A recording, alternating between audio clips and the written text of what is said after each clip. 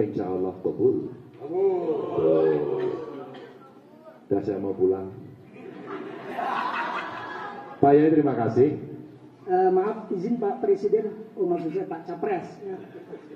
Pak Gustin, sebelum ditutup penyampaiannya dan sebelum kita dialog, saya hanya ingin minta sedikit pokok-pokok pikiran. Pertama, ketika Pak Gustin ini menjabat sebagai kepala daerah di Jawa Tengah selaku Gubernur Jawa Tengah, kira-kira sentuhan apa yang sudah dilakukan terhadap dunia pesantren dan santri?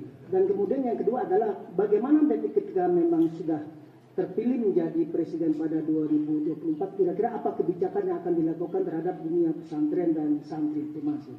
Wah, ini aspirasi namanya. Wakil gubernurnya Jawa Tengah itu kiai. Saya berdiskusi, berbincang, bahkan saya bertanya sama beliau. Ini gubernur tanya sama wagubnya.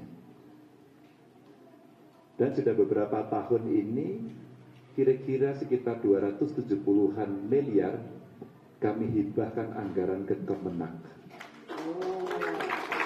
Tiap tahun. Provinsi ke pusat.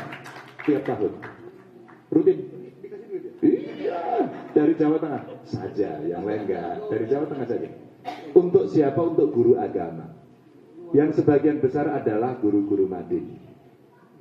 Alhamdulillah sekarang kalau nggak salah sudah tahun ketiga, tahun keempat. Itu satu. Dua, ketika kami kemudian mencoba mengembangkan kekuatan yang ada di pondok pesantren. Gus Yasin, kira-kira apa lagi yang ada di pondok menurut panjenengan? Ekonomi pesantren, pelatihan, akses permodalan. Pas akses permodalan, Pak Yai, duitnya kurang. Lalu semua orang, wah Pak, harus dialokasikan. Tidak, ada cara yang lain. Maka kami mengembangkan Basnas. Zakat infak sedekahnya kita kembangkan. Yang dulu kira-kira sebulan hanya sekitar 200 juta, 250 juta. Sekarang sudah bisa 6 miliar.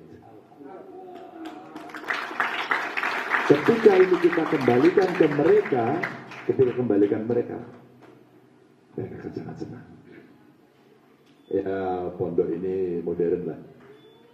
Kalau pondok yang di keluarga saya itu ya pondok kampung, dan biasanya santrinya juga yang datang macam-macam, termasuk sebagian besar bermasalah, termasuk dari sisi ekonomi, karena dari keluarga miskin. Maka akhirnya kami buat sekolah gratis hanya untuk orang miskin. Jadi dari 3 sekolahan ini kemudian lumayan hasilnya bagus, maka saya extend 15 lagi sehingga menjadi 18 hanya untuk orang miskin. Dan saya senang sekali Pak I, karena saya memang dulu lahir dari orang yang juga miskin gitu.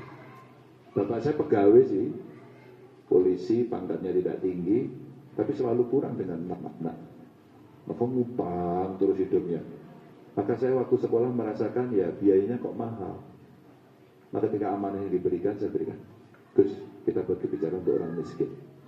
Kita bikin gratis. Itu Pak Yai. Tahun keempat, karena sekolahnya SMK, dia sudah bekerja ke hampir di perusahaan-perusahaan di seluruh dunia. Dan akhirnya dialah yang mengentaskan kemiskinan keluarganya. Yang lain lagi apa? Dari cerita yang berkembang, saya mau habis masa jabatannya, itu menindaklanjuti perintahnya Pak Wamen. Kemenak, Kementerian Agama yang mengeksekusi di lapangan adalah undang-undang pesantren. Cepat-cepat ya Gus, kita selesaikan, karena masa jabatan kita mau habis. Dan kita selesaikan sampai masa jabatan saya habis, belum selesai. Tapi Alhamdulillah DPRD-nya bagus, tinggal diselesaikan, maka lahirlah Perda Pesantren. Makanya ini kesempatan untuk yang lain berjalan. Kalau kita bicara dari sisi apa yang bisa kita kerjakan, dan sebenarnya masih gede, banyak lagi. Maka ide-ide saya ketika bertemu dengan banyak orang, Basnas itu kekuatan dahsyat, tapi kita belum mengoptimalkan itu. Maka ketika banyak yang datang ke Jawa Tengah, Pak Ganjar rumusnya apa kok bisa seperti itu? Yaitu dari Basnasnya hebat, kan ketua Basnasnya juga ketua MUI, Dan saya mendapatkan dari mereka, datanglah, silakan tanya ke MUI. Ke MUI Basnanya bilang, silakan tanya sama Pak Gubernur gitu kan. Dilempar-lempar. Nah, hasil kolaborasi, hukumnya, pengelolaannya beliau yang paham. Tinggal saya kemudian membuat regulasinya. Kita buat payroll system. Jadi semua pegawai saya minta otomatis dari seluruh pendapatannya dipotong. Nah, dari situlah kemudian berkembang dengan cukup bagus. Tapi satu PR yang belum selesai. Dan ini mesti kita bereskan. Gus Wamen, wakaf. Wakaf yang di atasnya dikelola dengan baik dan produktif. Wah, saya waktu melihat simulasinya itu gede banget. Gede banget. Dan kita belum optimal. Dicontohkan Singapura itu ada tanah kecil wakaf. Kecil sekali. Dan sangat kecil sekali. Hasilnya melebihi jumlah wakaf Indonesia. Hasilnya di sini. Ternyata apa? Dibuat gedung. Dibuat gedung dipakai untuk usaha ekonomi. Biasanya kita kan ya wakaf untuk fasilitas umum ya. Ada rumah ibadah, ada sekolah, ada macam-macam. Itu enggak untuk usaha. Dan contoh di Indonesia ada salah satunya itu di wilayah Tanah Abang. Wakaf itu. Maka kalau kita bicara ekonomi keumatan, sumbernya dari kita sendiri aja cukup. Maka kalau menghitung-hitung sekarang, kami dibantu para ahli, untuk itu bisa kita coba selesaikan nanti dengan baik. Teman-teman, Bapak Ibu, para Kiai, terima kasih. Tidak ditutup, tidak dibuka lagi pertanyaan kedua. Kan sudah sore ini. Sudah sore, baik. Biar kita nanti datang lagi ke sini.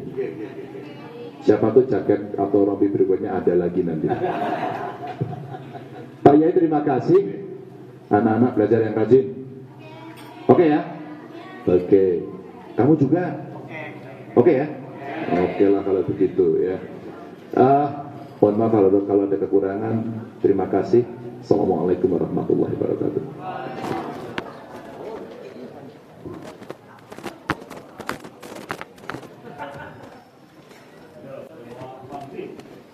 Yeah.